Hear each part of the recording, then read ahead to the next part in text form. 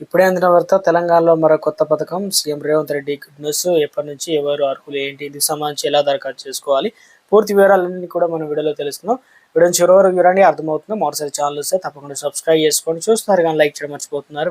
Like చేయడం వీడియోలోకి అయితే వెళ్ళిపోదామండి. రాష్ట్రంలోని గ్రామీణ ప్రాంతాలకు వేగవంతమైన ఇంటర్నెట్ సదుపాయాన్ని అందించాలని టీ ఫైబర్ సంకల్పించింది. ఈ మేరకు రాష్ట్ర వ్యాప్తంగా ఇప్పటికే కేబుల్ను అందుబాటులోకి తెచ్చిందనమాట. త్వరలోనే రాష్ట్ర వ్యాప్తంగా టీ ఫైబర్ అందుబాటులోకి తెచ్చేందుకు సిద్ధమవుతుంది. అయితే కేంద్రం నుంచి టీ ఫైబర్కు గుడ్ న్యూస్ అయితే వచ్చింది. వేగవంతమైన ఇంటర్నెట్ సేవలు అందించేందుకు టీ ఫైబర్ చేస్తున్న ప్రయత్నానికి ఆర్థిక చేయూతనిచ్చేందుకు ముందుకొచ్చింది. భారత ప్రభుత్వం సవరించిన భారత్ నెట్ ప్రోగ్రామ్ ఇందుకు సంబంధించి ఏబీపీ కింద తెలంగాణకు 3,185 కోట్లు ఇచ్చేందుకు ఆమోదం తెలిపిందనమాట.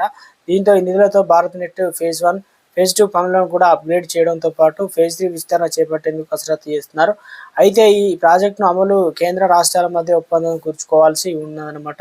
మరికొద్ది రోజుల్లోనే కేంద్ర బృందం రాష్ట్రానికి వచ్చి దీనిపైన రాష్ట్ర ప్రభుత్వంతో చర్చించినట్టు తెలుస్తుంది.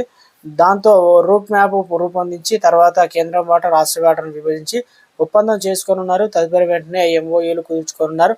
ఆ తర్వాత కేంద్ర వాటాతో రాష్ట్రం ముందుకెళ్లబోతుంది అనమాట. జిల్లాల్లోనూ అమలు ముఖ్యంగా టీ ఫైబర్ సేవలను ఖమ్మం, రంగారెడ్డి, నిజామాబాద్ జిల్లాలో 3,089 గ్రామాలకు విస్తరించనున్నారు.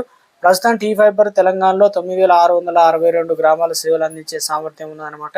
కొత్త గ్రామాలు చేరడంతో రాష్ట్రంలో ప్రతి గ్రామానికి హై స్పీడ్ ఇంటర్నెట్ అందించే దిశగా తెలంగాణ మరో అడుగు ముందుకి వేస్తుందన్నమాట. మొత్తం 3,185 కోట్లు అంటే దాదాపు 2,697 కోట్లు రాష్ట్ర వ్యాప్తంగా ఇంటర్నెట్ కేబుల్ పనులకు నిర్వహణ కోసం వినియోగించనుంది.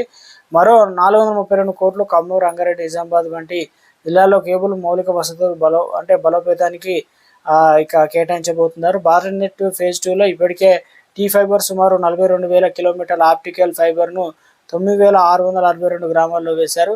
వీటిలో 8,835 గ్రామాల్లో సేవలు ప్రారంభించేందుకు సాంకేతికంగా సిద్ధంగా ఉన్నట్లు అధికారులు అయితే తెలియజేశారు. అవసరమైనటువంటి ప్రభుత్వ అనుమతులు ఇచ్చిన వెంటనే ఇక సేవలు ప్రారంభం కానున్నాయన్నమాట. జనాభా ఆధారంగా కనెక్షన్ల క్యాస్ట్ అనమాట. గ్రామ జనాభా ఆధారంగా ఇంటింటికి ఇంటర్నెట్ కనెక్షన్లు ఖర్చును కూడా నిర్ణయించారు. ఇక 3,000 మందికి పైగా జనాభా ఉన్న గ్రామ కనెక్షన్కు 8,900, ఇక్కడ నుంచి 2,000, 3,000 మధ్య ఉన్న జనాభా గ్రామాల్లో 10,000 నుంచి 5,000, అదేవిధంగా 1,000 నుంచి 2,000 మధ్య జనాభా ఉన్న గ్రామాల నుంచి 11,500 రూపాయలు. అదేవిధంగా ఇక ఇందులో వచ్చేసి ముఖ్యంగా 1,000 కంటే తక్కువ జనాభా ఉన్న గ్రామాల్లో 12,900గా నిర్ణయించడం జరిగింది. ఈ ఆమోదం రాష్ట్ర ప్రభుత్వం నిరంతర ప్రయత్నాలు ఫలితంగా లభించిందనమాట.